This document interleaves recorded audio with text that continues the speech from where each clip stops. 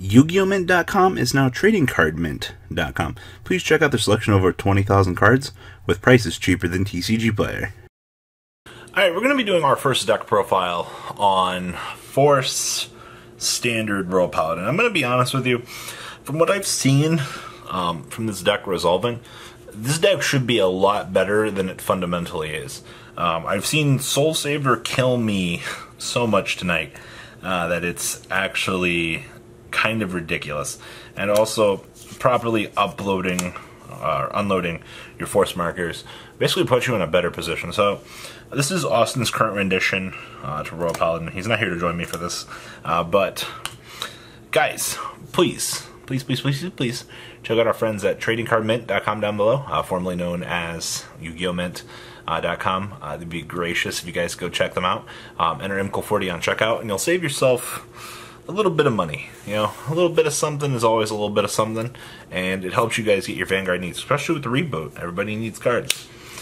One copy of your starter. I do have to say, I think I've said this every video so far, these starters are a lot better than previous ones. Being able to net a fundamental free resource for absolutely no drawback whatsoever is nuts. The thing you sacrifice is Forerunner for these, but being able to start off at a much higher base, it's actually kind of amazing. But Doggo, literal essential starter, you don't really have much of a variety to pick from.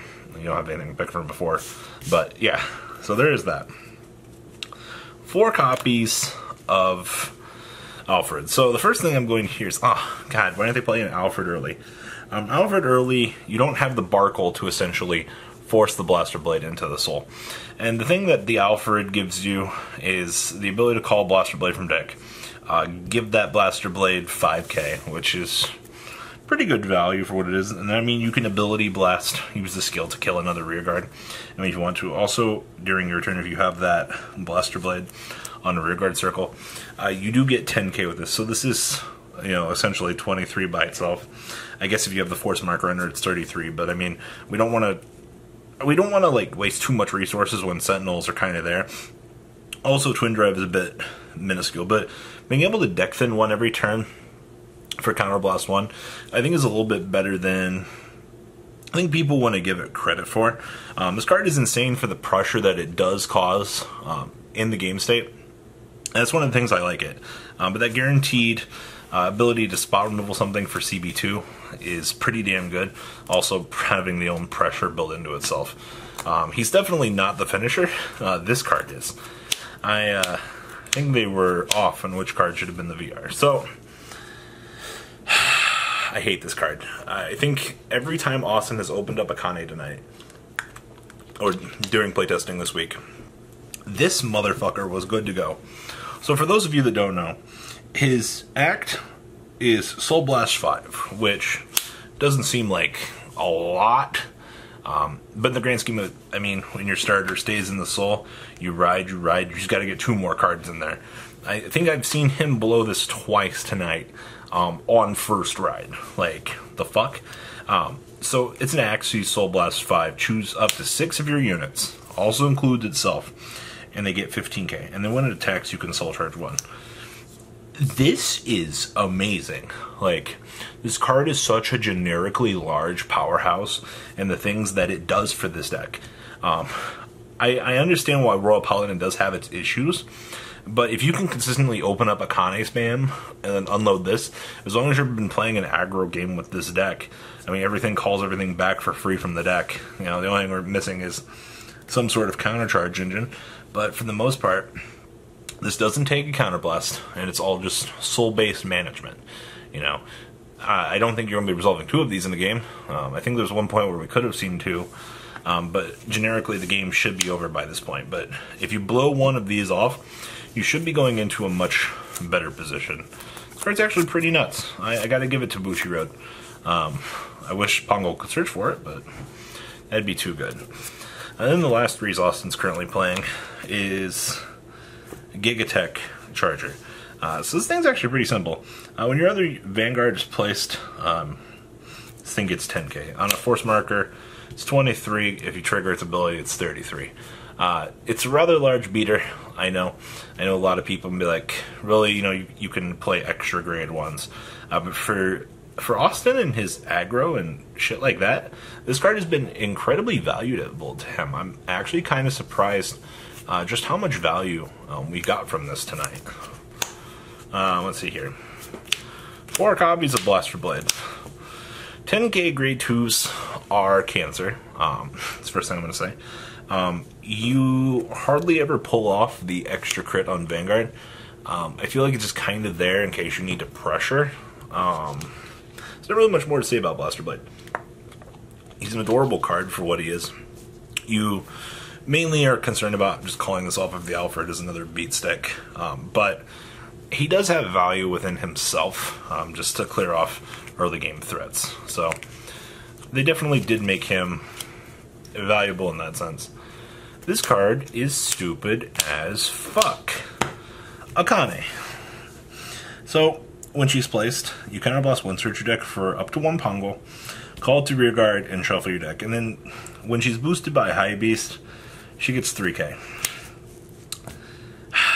Being able to search for Pongal is the reason why this deck is so cancerous.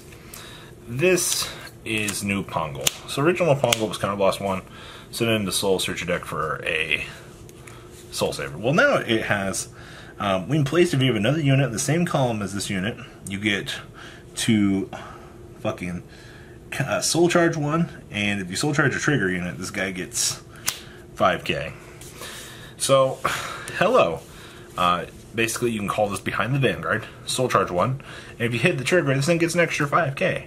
You know, I don't know what they were thinking when they designed this, but this does give so much more aggression just for Counterblast 1.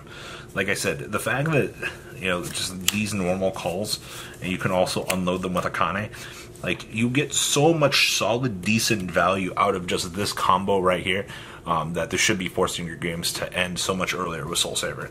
If not, your opponent's just going to no guard everything and go straight to 5. You know, why waste the resources on the supercharged attack? But, whew.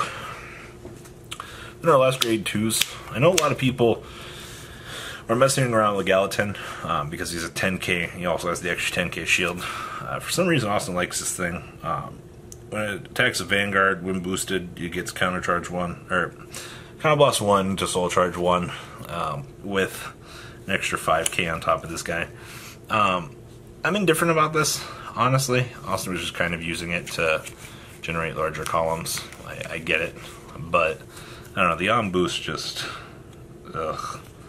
I don't know. These could be Gallatins, for all intents and purposes. Grade 1s. Little Sage Maron. Austin seems to like this card too. This card's actually not bad. So when your other unit is placed in the same column as it, just counterblast 1 to all cards, this thing gets 5k. It's basically just another copy of this guy.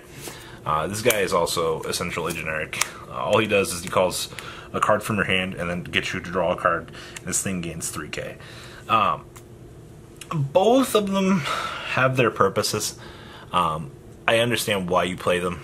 I really do. Just kind of depends on how your early game is going and things like that. Just to essentially set up. So keep that in mind. I don't see any real complaints about this particular lineup. It's just you're kind of blasting to get a card in power. It's pretty straightforward.